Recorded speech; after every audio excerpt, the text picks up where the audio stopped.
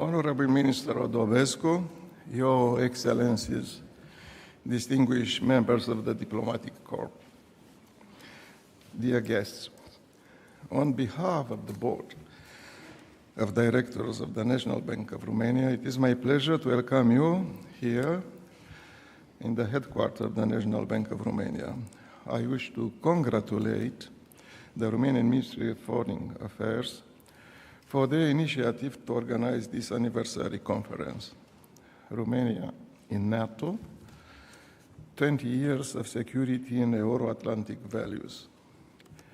It emphasizes Romania's role as a NATO member country and its route of economic development and political integration in the European Union and the NATO alliance, two pillars of stability, security, and progress.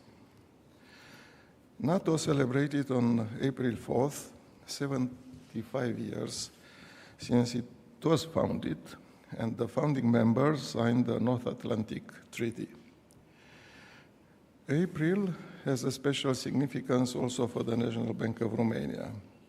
This year, on April 17th, our central bank celebrated 144 years since it was founded.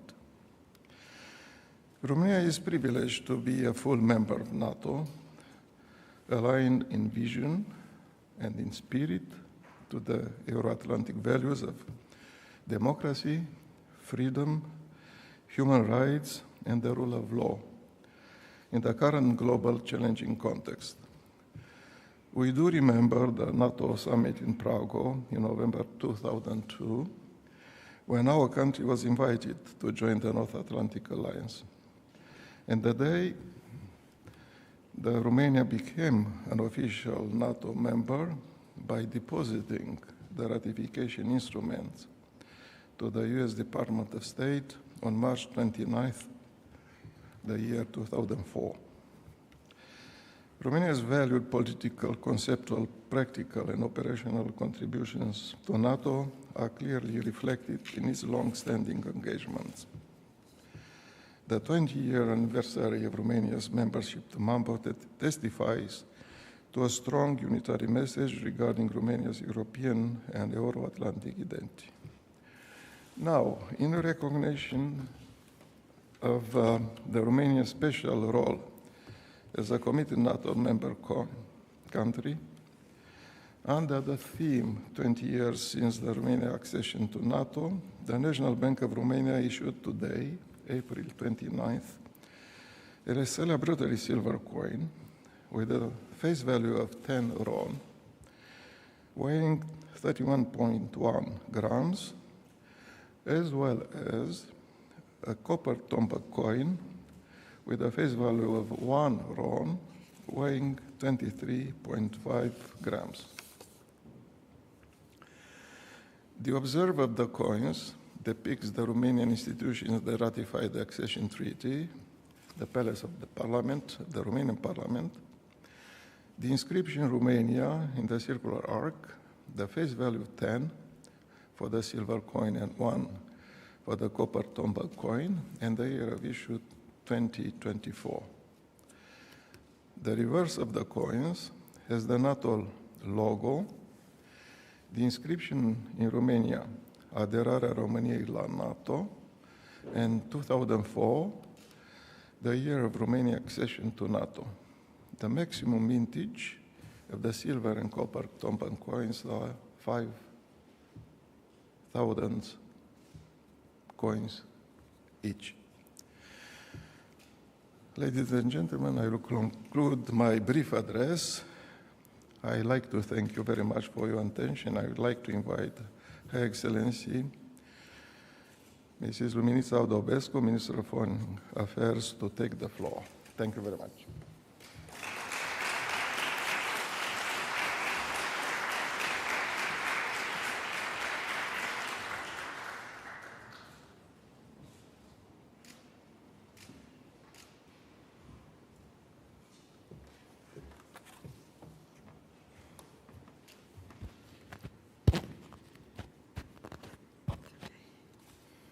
Bună dimineața, domnule guvernator Isarescu, Your Excellencies, dear students.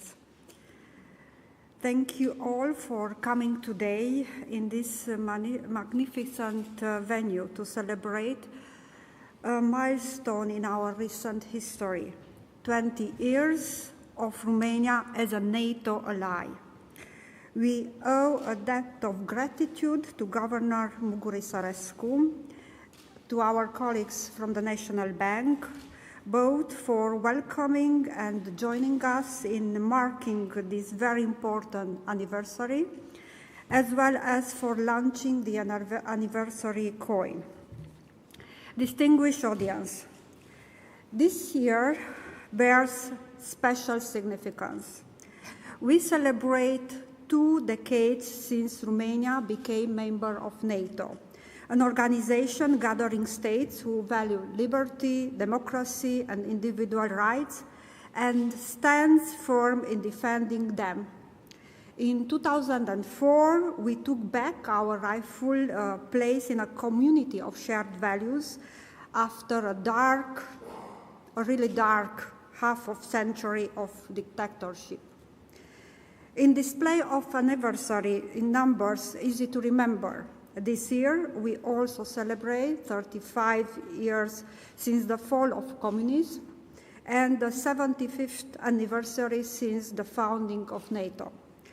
For the many generations in this room, it is an opportunity to reflect on the twists of history that make possible a promising future for millions of people behind the Iron Curtain.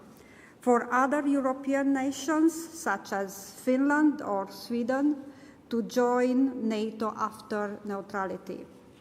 If 35 years ago all nations in Europe saw liberty, today all nations loving freedom and democracy are threatened. Moreover, they must make firm choices. One of these choices is standing with Ukraine, helping Ukraine to win the war of aggression that Russia started equals supporting democracy and liberty in Europe, in North America, and anywhere in the world. While supporting Ukraine, we must also support its neighbors, like Republic of Moldova and Georgia. These countries must be able to pursue freely their foreign policy choices and their domestic endeavors and reforms which are compulsory in their progress towards the European integration. I will also refer to a campaign that my foreign ministry launched this year, the campaign Born in NATO, dedicated to students. Under this logo, we talk to teenagers and young adults about what we must defend, how difficult it was to achieve all the things they have now at hand, and also about things that must not change. First, about what needs to be defended. In a nutshell, it is a model of society where tolerance, understanding, and competence must be the norm, protecting our values, strengthening our societies, go hand in hand with consolidating our military capacity, and represent a prerequisite for a more solid link between Europe and North America. NATO was founded to protect democracy, freedom, and the rule of law. These values are compulsory for membership. Today, they are threatened in a direct manner by the aggression that Russia has initiated against Ukraine. If the military threat is clear, the challenge is sometimes less obvious. Through disinformation or distortion of the truth, our enemies try to sow distrust and question our strategic goals. My message to those who are born in NATO: many of you will vote for the first time this year. You have the liberty to choose, but choose being informed and make your own judgment, aside from what might catch your eye under the trending now hashtag. Second, on the difficulty to achieve what we enjoy at present. From chapters of negotiation to benchmarks, the road was bumpy some 20 years ago. This is not a complaint, as we in the administration were simply doing our job. But for the public, until the first results were significant enough to be felt, everyday life was not always easy. Again, I believe the governor knows a lot about what lay beneath a solid and appropriate monetary policy in difficult economic times. Last but not least, a few words on what must not change. Securing what has been achieved is a 24-hour task that needs a whole-of-government approach and a whole-of-society involvement. Throughout the years, Romania consolidated its strategic profile in NATO by standing shoulder to shoulder to our allies wherever a crisis called for our presence or our contribution in allied mission or operation was required. At the same time as an ally, we have promoted the open door policy, as we know, on one hand, the importance of reforms for membership, and on the other, the transformative power of the preparation for the accession. NATO enlargement makes new members more stable and secure, and the alliance stronger. A solid network of like-minded partners have also been a key strength for NATO in the history. In these difficult times, we value more than ever our partners around the world, from those in G7 format to those in the Asia-Pacific. They are more than like-minded countries. They stand with us in supporting Ukraine while they are threatened and challenged in similar ways as we are in Europe. Together, we defend the rules-based international order and the fundamental principle of international law. Ladies and gentlemen, dear colleagues, anniversaries are opportunities to take stock, but also to look towards the future. I try to show what it means to be born in NATO, as opposed to being born during the Cold War. I believe that we must focus on what lies ahead. And in the panel that follows, you will have the opportunity to listen from some of the most knowledgeable people in Romania's diplomatic service, not least from the first NATO spokesperson who engaged with the free press in the restored democracies in Europe. Thank you for your attention. Și aș vrea doar și în limba română, ca să mulțumesc încă o dată domnului guvernator și colegilor de la Banca Națională pentru această oportunitate. Și sigur, în numele dumneavoastră îmi permit să invit colegii să viziteze și expoziția de aici, de la Banca Națională. Vă mulțumesc!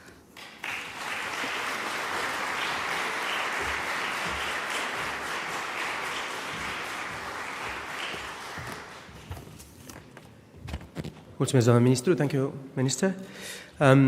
I'll second the Romanian Minister of Foreign Affairs words, and first and foremost, thanking our host, the National Bank of Romania. They know a few things about the importance of stability. Prosperity is impossible without stability. Security is impossible without stability. And NATO is a two-way street, as many of you know.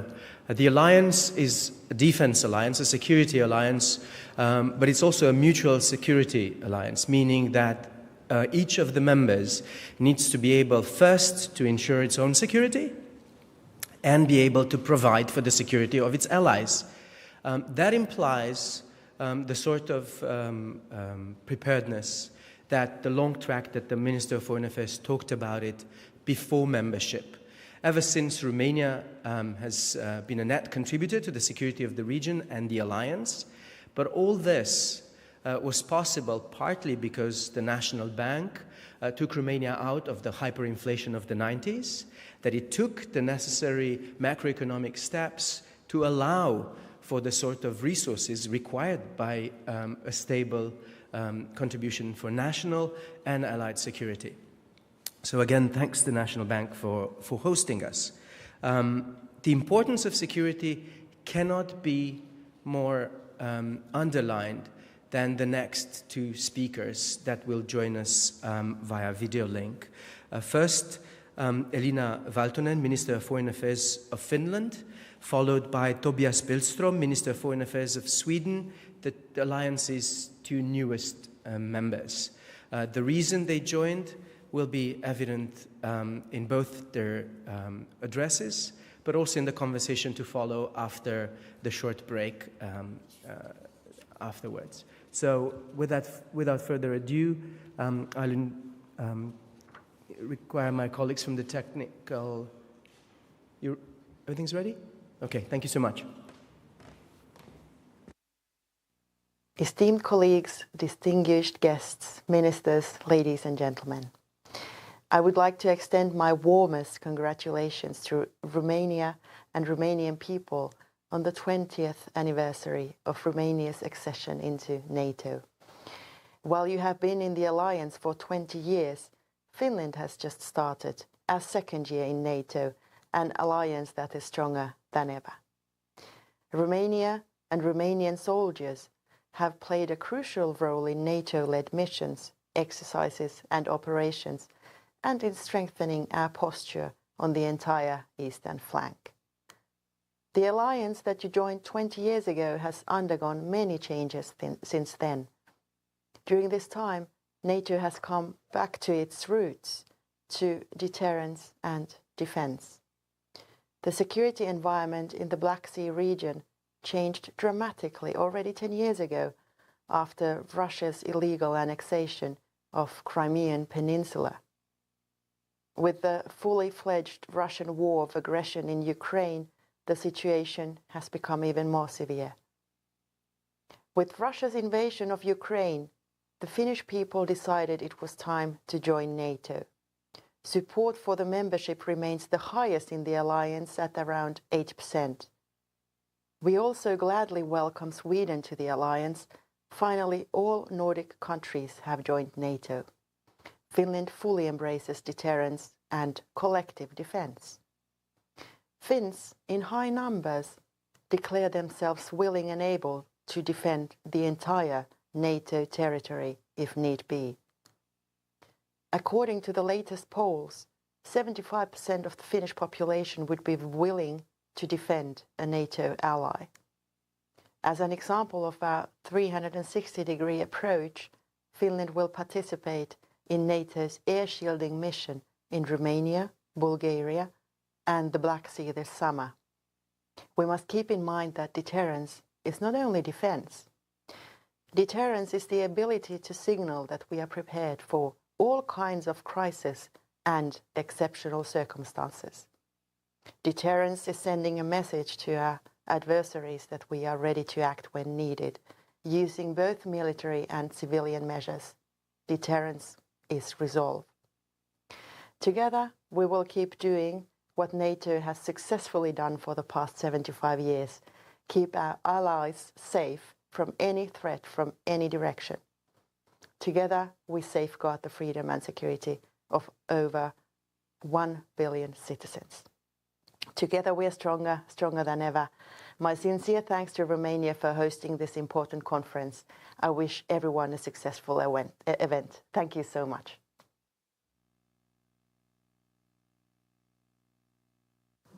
Dear Minister Orobescu, dear distinguished guests, thank you for this possibility to address you here today among friends and allies.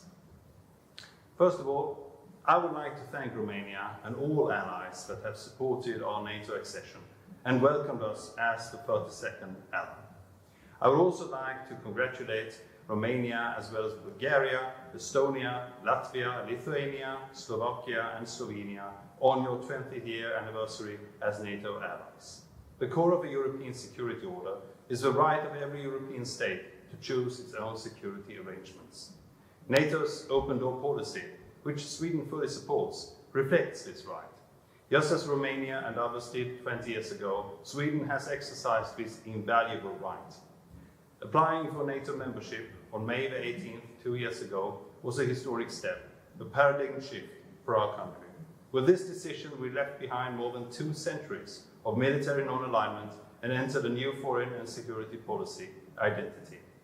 It is a choice overwhelmingly supported in our parliament and by our people, and it is a choice based on the assessment that Russia will pose a long-term serious threat to European and Swedish security.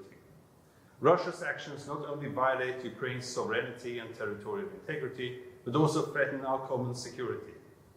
This is evident both in the Baltic Sea region as well as the Black Sea region, where Russia's aggression against Ukraine has serious implications for Romania and other Black Sea states.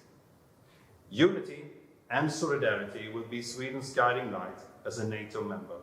We will share burdens, responsibilities and risks with other allies. And the core of this solidarity is our determined commitment to the collective defense of all allies. We will take a shared responsibility for NATO's collective security throughout its 3 core tasks, and we will contribute to strategic deterrence and to NATO's 360 degrees approach. We look forward to cooperating closely with Romania in order to safeguard NATO's eastern flank. Sweden will also contribute with unique capabilities on the ground, in the air, at the sea. Our support to Ukraine is a fundamental dimension of this. Sweden will assume its portion of burden sharing. We are strengthening our defence and doubling our defence budget. From this year onwards, Sweden meets the NATO spending standard of 2% of GDP. This is important for NATO security and for burden sharing. And we will act with determination, resolve and in full solidarity with allies in the fight against terrorism. To conclude, Sweden is safer in NATO and NATO is stronger with Sweden as an ally. Thank you.